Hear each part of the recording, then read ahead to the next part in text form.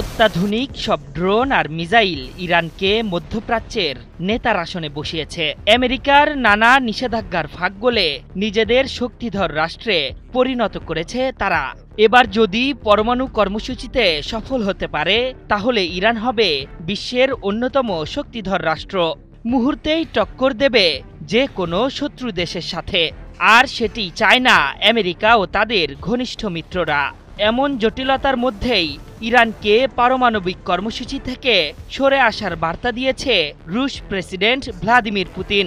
বার্তা সংস্থা রয়টার্স জানিয়েছে, ইরানের পারমাণবিক কর্মসূচিতে পুরোপুরি ইউরেনিয়াম সমৃদ্ধকরণ বন্ধ বা এনরিচমেন্ট জিরো প্রস্তাব দিয়েছে রাশিয়া, যা কার্যত পারমাণবিক কর্মসূচি স্থগিতের মতোই। ইসলামী প্রজাতন্ত্রের ঘনিষ্ঠ বন্ধু রাশিয়ার এমন প্রস্তাবে মধ্যপ্রাচ্য ও পশ্চিমা মহলে শুরু হয়েছে বেশ আলোচনা।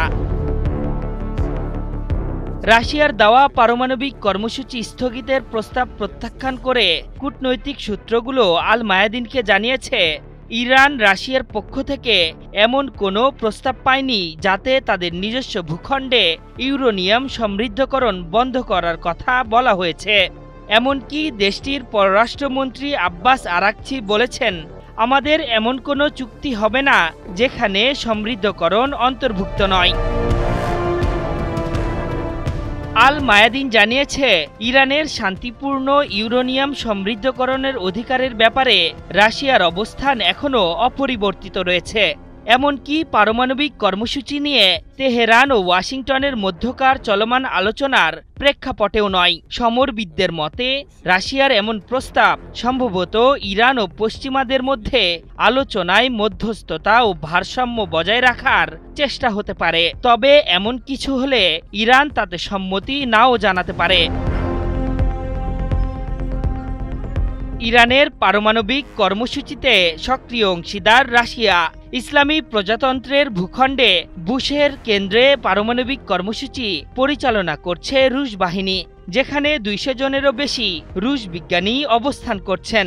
পাশাপাশি দেশটিতে নতুন 2টি পারমাণবিক চুল্লি সহ আরও নতুন 8টি অতিরিক্ত পারমাণবিক বিদ্যুৎ কেন্দ্র তৈরির পরিকল্পনা করছে মস্কো।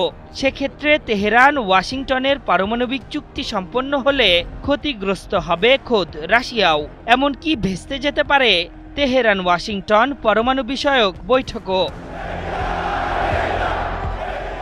ইসরায়েলি মার্কিনী আগ্রাসনের আগে অবশ্য রাশিয়া একটি প্রস্তাবকে সমর্থন করেছিল, যেখানে ইরানে 3.6% বেশি সমৃদ্ধ ইউরেনিয়াম মস্কোতে স্থানান্তরের কথা বলা হয়েছিল। তবে কূটনৈতিক সূত্রগুলো জোর দিয়ে বলেছে, ইরান এমন কোনো উদ্যোগ নেবে না যা তার বৈধ অধিকার, সেই সাথে নিজ দেশে শান্তিপূর্ণ পরমাণু কর্মসূচির আওতায় ইউরেনিয়াম সমৃদ্ধ করার অধিকারে সুনির্দিষ্টভাবে গ্যারান্টি দেয় না।